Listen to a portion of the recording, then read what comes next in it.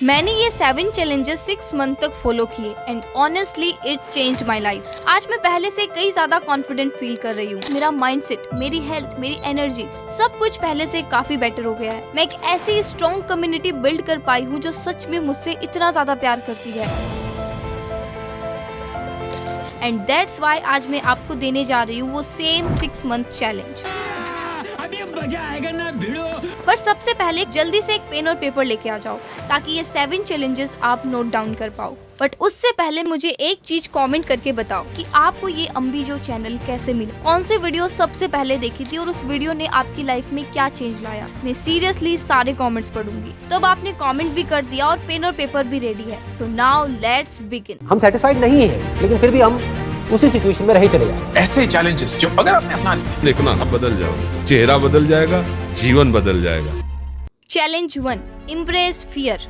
देखो वैसे तो मैं काफी कॉन्फिडेंट हूँ, आपको पता ही है। तो क्या नाचो मैं? बट कुछ टाइम पहले पता है क्या हुआ, मैं और मेरी सिस्टर एक शॉप में गए बट कुछ खास पसंद आया ही नहीं। तो मैंने बोला चल यार दूसरी शॉप में चलते हैं। तभी उन भैया ने बोला दीदी स्टॉक का लास्ट पीस ही बचा है, एक तो पैक कर ही दूं। हाँ कर दो। लेकिन घर आके वी आर लाइक तूने हाँ क्यों बोला यार? तू सिर्फ मुझे क्यों बोल रही है? तूने भी तो हाँ ही बोला था ना यार। लेकिन तू तो मना कर सकती थी ना। फिर 10 मिनट की आर्ग्यूमेंट के बाद हमें रियलाइज हुआ कि हमने हाँ बोला क्योंकि हम डर गए थे कि हाँ नहीं बोलेंगे तो उन्हें ऐसा लगेगा कि हम बस टाइम पास करने आए थे। एंड आई रियलाइज्ड कि ऐसा सिर्फ मेरे साथ नहीं हुआ है, बहुत लोगों के साथ हुआ होगा। एंड दैट्स वाई हमारा फर्स्ट चैलेंज है इम्प्रेस फियर। आपको रोज एक ऐसा छोटा सा काम करना है जिसको करने से आपको डर लगता है। जैसे मेरे पैर ना स्लाइटली हैरी है तो मैं घर पे तो शॉर्ट्स पहनती हूँ, शॉर्ट्स पहन के खेलती भी हूँ, लेकिन ऐसे पैरों के साथ मार्केट जाना बिल्कुल नहीं। तो मैंने अपने इस डर को खत्म करने के लिए शॉर्ट्स पहना और मार्केट चली गई।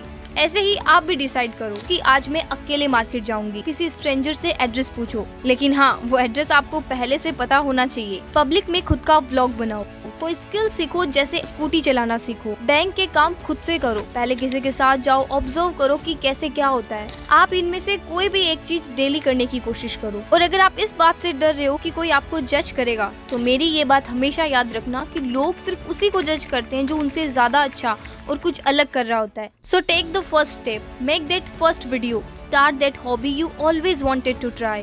Challenge 2, create time for self care. आजकल सब इतने बिजी हो गए हैं पढ़ाई और काम में कि खुद की केयर करना तो भूल ही गए हैं। पहले मैं भी ऐसा ही करती थी, सुबह उठते ही और कुछ नहीं, सीधा काम शुरू। एक दिन मम्मी ने मुझे बोला कि बेटा क्या हाल बना के रखा हुआ है अपना, देख कैसे बाल बिखरे हुए पड़े हैं, पहले खुद की केयर कर फिर काम। तो मैंने बोला अभी टाइम नहीं है मम्मी, मैं बाद में कर लूंगी। मम्मी ने बोला कि देख अगर तो खुद का ख्याल नहीं रखेगी तो काम भी अच्छे से नहीं कर पाएगी। फिर मैंने सोचा कि यार मम्मी कह तो सही रही है।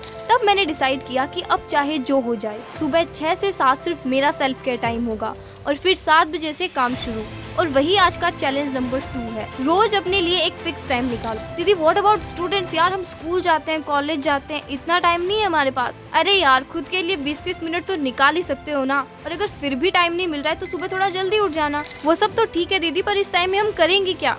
देखो 10 मिनट सनलाइट लो, बस छत या बालकनी में जाके आराम से बैठ जाओ। उसके बाद सनलाइट में ही बॉडी मूवमेंट कर लो, like stretching, light yoga, dance, कुछ भी जो आपको अच्छा लगे। मैं तो मॉर्निंग वॉक पे जाती हूँ जिससे सनलाइट और मूवमेंट दोनों हो जाते हैं। फिर 10 मिनट अनुलोम विलोम या डीप ब्रीथिंग। उसके बाद take a morning shower. Shower लेने के बाद एनर्जी अलग ही लेवल की होती है। And after that skin and hair care. Now skin care में ज्यादा कुछ करना ही नहीं है, बस सुबह फेस वॉश करके एक लाइट वेट मॉइस्चराइजर और सनस्क्रीन लगा लो। एंड रात को फेस प्रॉपरली क्लीन करके एलोवेरा जेल लगा के सो जाओ। चाहो तो हफ्ते में एक बार एक सिंपल DIY मास्क लगा सकते हो, like Multani mitti and rose water. Now hair care. अपनी रूटीन में सबसे ज्यादा इग्नोर करते हैं हम अपने बालों को, है ना।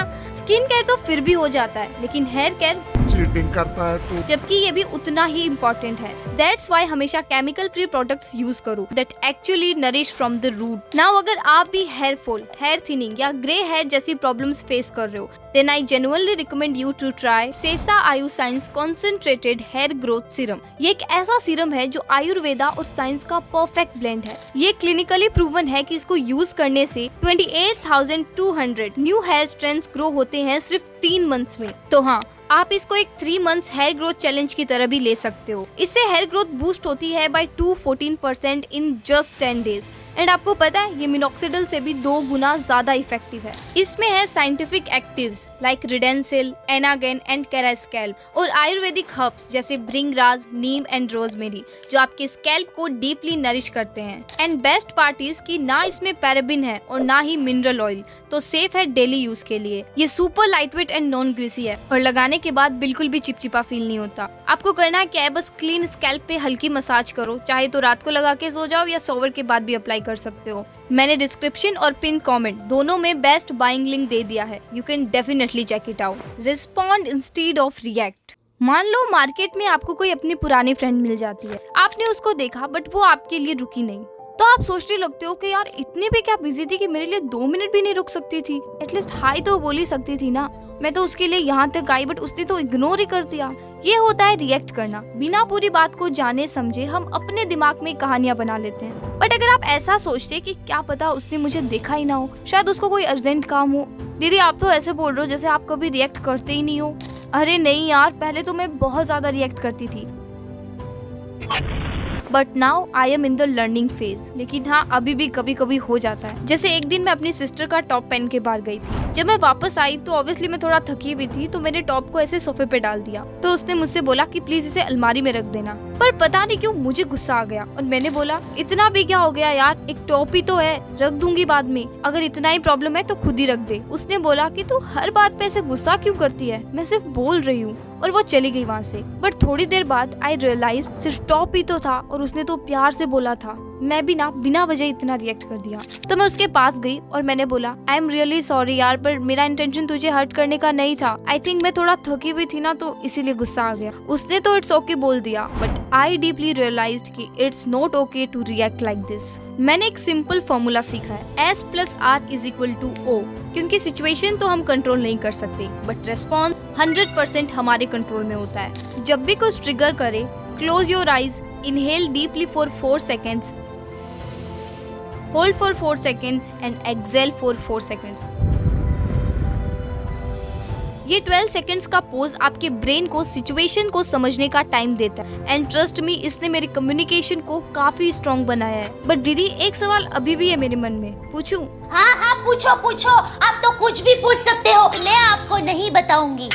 आप यही पूछना चाहते हो ना कि हम रिएक्ट करते क्यों हैं? देखो, जब कोई हमसे बुरा बिहेव करता है तो हम उस मोमेंट में तो चुप रहते हैं, पर अंदर ही अंदर वो बात हमें खाई जाती है। जितना आप वेट करोगे इन इमोशंस को एक्सप्रेस करने का, उतना ही वो अंदर से आपको हर्ट करेंगे। अगर भाई बहन या फ्रेंड के साथ लड़ाई हो जाए तो रात भर सोचने की बजाय उन्हें बोलो कि मुझे थोड़ा बुरा तो लगा है यार, बट मुझे लगता है कि हमें बात करनी चाहिए। Challenge 4, don't speak negatively about yourself. क्या आपको पता है सबसे ज्यादा आपके बारे में नेगेटिव बातें कौन करता है? मम्मी?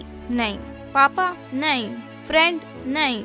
अरे आप खुद बोलते हो ना, मेरे जितना बेवकूफ तो कोई हो ही नहीं सकता, मैं तो हूँ ही पागल, और भी पता नहीं क्या क्या बोल के करते रहते हो ना खुद की इंसल्ट। अच्छा वो नहीं दीदी, वो तो मैं बस ऐसे ही मजाक में बोल देती हूँ। अरे पहले मुझे भी ऐसा ही लगता था, मैं भी मजाक में कुछ भी बोल देती थी, यार मैं तो हूँ ही स्टूपिड, यार 1 नंबर की गधी हूँ मैं। बट एक दिन मैंने ब्रूस ली का ये कोट पढ़ा, don't speak negatively about yourself even as a joke, your body doesn't know the difference, it absorb what you say. और उस दिन के बाद से I am very conscious about my words. अभी रिसेंटली मैंने अपना बिगिनर फैशन गाइड वाला वीडियो पोस्ट किया था, शायद आपने देखा होगा, अगर नहीं देखा तो बाद में देख लेना। अब हुआ ये कि वीडियो पोस्ट करने के बाद जब मैं खुद वीडियो देख रही थी ना, तब मुझे पता चला कि यार चैप्टर 4 तो है ही नहीं। फिर मुझे रियलाइज हुआ कि फाइनल एडिट के टाइम वो पार्ट रह गया था, एंड आई वाज लाइक इतना लाइफ खराब हो गया है मेरा। पर फिर मुझे लगा कि नहीं यार, खुद को इतना बुरा भी मत बोल, तूने तो अपना बेस्ट दिया था ना, बाकी पूरा वीडियो भी गया है और लोगों को पसंद भी आ रहा है, तो गलती तो हो गई।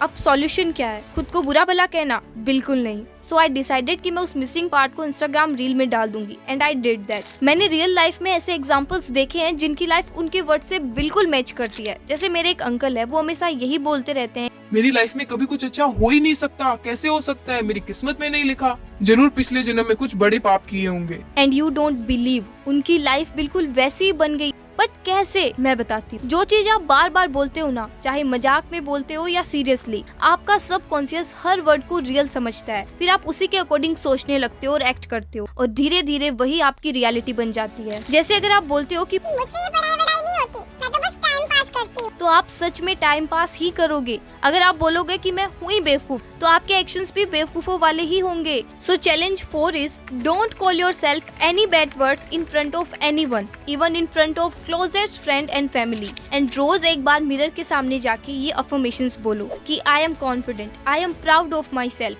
मैं फिजिकली और मेंटली स्ट्रॉन्ग हूँ, I attract the right people, the right energy and the right opportunities. और सिर्फ बोलना नहीं है, एकदम दिल से फील करते हुए बोलना है।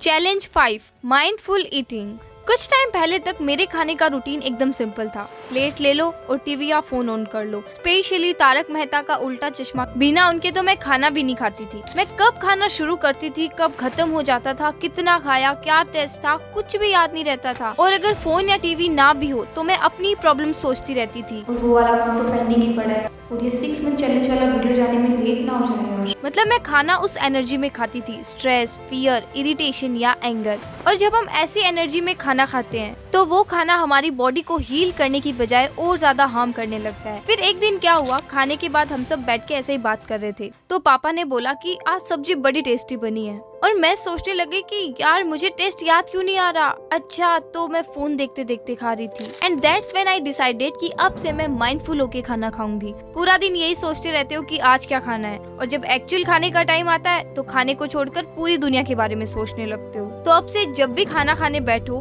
टीवी, फोन, डिस्ट्रैक्शन सब हटा दो, सिर्फ खाना और आप। सबसे पहले थैंक यू बोलो हर उस इंसान को जिसकी वजह से आपकी थाली तक खाना पहुंचा है। आपकी मम्मी जिसने खाना बनाया है, आपके पापा जिनके पैसों से ये आया है, वो फार्मर जिन्होंने इसे उगाया है, और नेचर जिसने हमें ये सब कुछ दिया है। वाओ, कविता बन गई। और हो सके तो जमीन पे बैठ के खाना खाओ, स्मेल करो, फील करो और अपने हाथों से खाओ। मैं तो आज भी कहीं शादी वादी में जाती हूँ ना तो हाथ से ही खाती हूँ, एंड आई लव इट भाई, इसमें क्या शर्म। ट्रस्ट मी, हाथ के खाने खाना टेस्ट ही अलग होता है। अब आप बताओ, आपका क्या ख्याल है इस बारे में। Challenge 6 limit sugar intake. मुझे ना मीठा बहुत पसंद है, और शायद आपको भी होगा। जब घर में मिठाई आती थी ना, मैं तब तक शांत नहीं होती थी जब तक कि पूरी मिठाई खत्म ना हो जाए। लेकिन फिर मुझे एक ऐसी बात पता चली जिसके बाद मैंने लगभग रिफाइंड शुगर छोड़ दी है। ज्यादा शुगर से फेस पे एक्ने, पिंपल्स और डलनेस बढ़ने लगती है। पर दीदी मैं तो बहुत कम ही चीनी खाती हूँ, बस चाय या कॉफी में बस थोड़ी सी। यार मुझे भी पहले ऐसे ही लगता था, लेकिन सच तो ये है कि जितने भी biscuits, chocolates, cake, ice cream, cold drinks होते हैं ना, उनमें रिफाइंड शुगर लिटरली भर के होती है, और ये सब हम बिना सोचे समझे कंज्यूम करते जाते हैं। इसीलिए आपको शुगर का इंटेक ग्रेजुअली कम करना है। पर दीदी कभी कभी तो मन करता ही है ना कुछ मीठा खाने का। ऑफ कोर्स करेगा, बट मैं ये थोड़ी कह रही हूँ कि आप एकदम से सब कुछ मीठा खाना छोड़ दो, नहीं, पर थोड़ा कॉन्शियस होना जरूरी है। लेकिन जब भी आपका शुगर खाने का मन करे, आप फ्रूट्स खा लो। और अगर आप ये 6 मंथ्स तक कंसिस्टेंटली फॉलो कर पाते हो तो आप देखोगे कि आपकी स्किन कितनी क्लियर होने लगेगी और आप अंदर से कितना फ्रेश फील करोगे। Challenge 7 do one thing just for fun every single day. देखो, I know discipline, routine, time management सब जरूरी है, लेकिन खुश रहना उसका क्या, वो भी तो इक्वली इम्पोर्टेंट है ना। मुझे तो पूरे दिन काम करने के बाद सबसे ज्यादा खुशी तब मिलती है जब मैं शाम को गली में बैडमिंटन खेलती हूँ। कभी गली में खेल रहे बच्चों से बात कर लेती हूँ, कभी बस डांस करती हूँ, तो कभी म्यूजिक सुन लेती हूँ, तो कभी खुद ही गा लेती हूँ। हर दिन कुछ भी करो, ड्राइंग करो, म्यूजिक सुनो, वॉक पे जाओ, चाय बनाओ, अपनी कोई फेवरेट डिश बना लो। कितनी बार बोलोगे दीदी, हम सब करते हैं ये। झूठ बोलो, बार बार झूठ बोलो। देखो, हम फ्यूचर की टेंशन में कुछ बड़ा अचीव करने के चक्कर में इतना घुस जाते हैं कि इन छोटी छोटी खुशियों को तो इग्नोर ही कर देते हैं, और फिर माइंड को आदत पड़ जाती है हर चीज को प्रोडक्टिव बनाने की। पर मुझे ऐसा लगता है ना कि जो वक्त आप खुशी से गुजारते हो, चाहे वो काम का ना भी हो, वो कभी वेस्ट नहीं होता। अरे ज्यादा खुश मत हो, मैं रील्स की बात नहीं कर रही हूँ, ठीक है। मेरी छोटी बहन को क्राफ्ट्स बनाना बहुत पसंद है, तो मम्मी बोलती है कि क्या मिलेगा तुझे इससे, तो वो बोलती है मम्मा खुशी मिलेगी, और क्या। तो अगर डांसिंग ऑन बेड या चाय बनाना आपको खुशी देता है, then it matters. Track your progress. देखो, मैं चाहती हूँ कि आप पहले सिर्फ 21 दिन के लिए इन 7 चैलेंजेस को फॉलो करो। हर दिन ट्रैक करो कि आपने कौन से चैलेंजेस पूरे किए, कौन से स्किप हुए, कैसा फील कर रहे हो। चाहे नोटबुक में करो या फिर फोन में, बस लिखना मत भूलना। और हाँ, चीटिंग तो बिल्कुल भी मत करना। और जब आप 21 डेज कंप्लीट कर लो तो उसका एक स्क्रीनशॉट लो और मुझे डीएम करो ऑन इंस्टाग्राम। और हाँ, साथ में ये भी लिख के भेजना कि आपको क्या चेंजेस फील हो रहे हैं अंदर से। मैं उस स्क्रीनशॉट को कम्युनिटी टैब में शाउट आउट करूंगी ताकि और लोग भी इंस्पायर हो सके। उसके बाद आप फुल ऑन 6 मंथ चैलेंज के लिए रेडी हो जाओगे। So all the best for your glow up challenge. अगर आपने वीडियो को एंड तक देखा है तो बस एक छोटा सा कमेंट करो, कोड वर्ड चैलेंज, ताकि मुझे भी पता चले कि कौन कौन सच में इस चैलेंज को सीरियसली एक्सेप्ट कर रहा है। और हाँ, अगर आपने टॉप 1% स्टूडेंट वाला वीडियो अभी तक नहीं देखा तो लेफ्ट पे क्लिक करो। और अगर आप इन आने वाले मंथ्स में कोई स्किल सीखने का या साइड हसल स्टार्ट करने का सोच रहे हो तो राइट पे क्लिक करो। मैं आपसे वहीं मिलती हूँ। बाय।